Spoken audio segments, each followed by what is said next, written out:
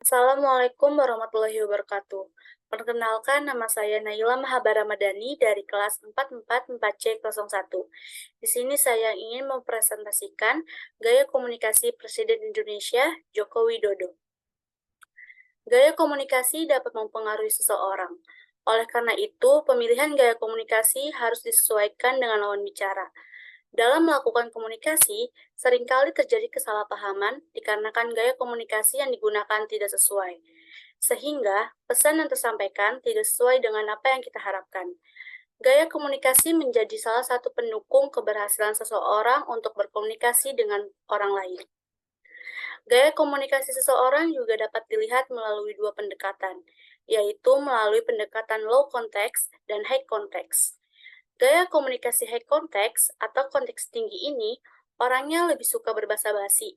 Salah satu tujuannya untuk memelihara keselasaran kelompok dan tidak ingin berkonfrontasi atau bertentangan. Maksudnya, agar tidak mudah menyinggung perasaan orang lain. Komunikasi budaya teks tinggi cenderung tertutup dan mudah curiga terhadap pendatang baru atau orang baru. Sedangkan gaya komunikasi low konteks atau konteks rendah biasanya adalah orang yang akan menyampaikan pesan secara eksplisit atau blak-blakan, berbicara secara langsung, menyatakan perasaan dan niat dan keinginannya mereka. Gaya-gaya komunikasi ada pertama, gaya dominan. Gaya dominan itu adalah gaya seseorang individu untuk mengontrol situasi sosial. Gaya komunikasi yang kedua adalah gaya dramatis atau dramatic style. Gaya seorang individu yang selalu hidup ketika dia bercakap-cakap. Yang ketiga ada gaya kontroversial. Gaya seseorang yang selalu berkomunikasi secara argumentatif atau cepat untuk menentang orang lain. Gaya selanjutnya adalah gaya animasi. Gaya animasi adalah gaya seseorang yang berkomunikasi secara aktif dengan memakai bahasa nonverbal. Selanjutnya ada gaya berkesan. Gaya komunikasi yang merangsang orang lain sehingga mudah diingat, gaya yang sangat mengesankan. Gaya santai.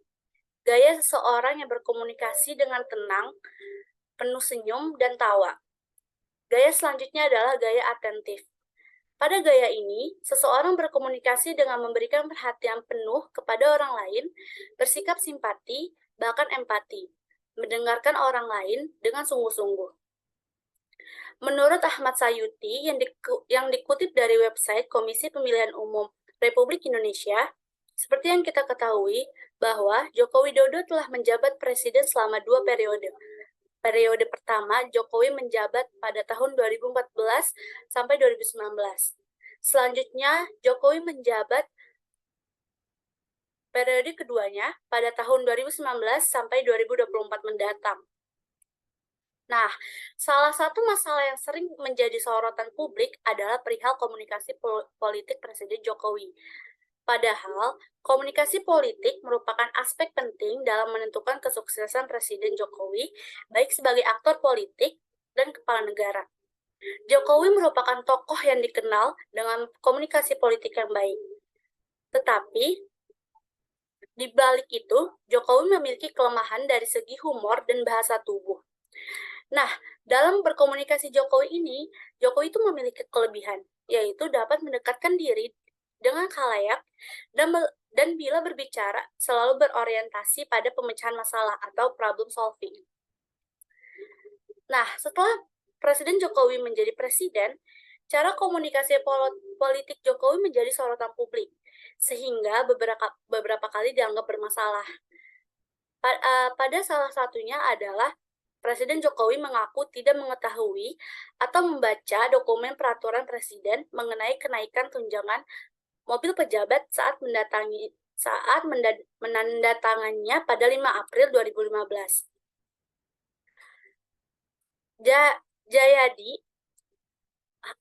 Jayadi Hanan selaku pengamat politik dari Universitas Paramadina menyarankan Presiden Joko Widodo memiliki juru bicara karena ia menilai cara komunikasi tim kepemimpinan Jokowi kurang jelas. Hasil penelitian yang dilakukan oleh Riniwati Makmur berdasarkan data-data yang dikumpulkan melalui data sekunder yang diperoleh dari buku biografi atau memor Presiden Jokowi, rekaman video di YouTube, pemberitaan media massa cetak dan elektronik, laporan dari para ahli, pembicaraan di media sosial, dan referensi-referensi lainnya yang diperoleh dari berbagai sumber termasuk situs-situs di web. Selain itu juga dilakukan wawancara dengan pakar komunikasi politik untuk mengonfirmasi hasil penelitian dan sebagai bagian dari triangulasi adalah bahwa Presiden Jokowi memiliki gaya komunikasi konteks rendah. Dengan ciri-ciri komunikasi atau presentation traits, yaitu memiliki perilaku yang mendominasi, meninggalkan pesan yang selalu diingat, perhatian, memiliki sifat yang menyenangkan, atau menganggap seperti sahabat, memiliki ekspresi wajah yang baik sehingga pesan tersampaikan dengan baik. Tetapi, Presiden Jokowi memiliki ciri seseorang yang memilih berbicara dengan dramatis dan ketepatan atau akurat dan menyeluruh.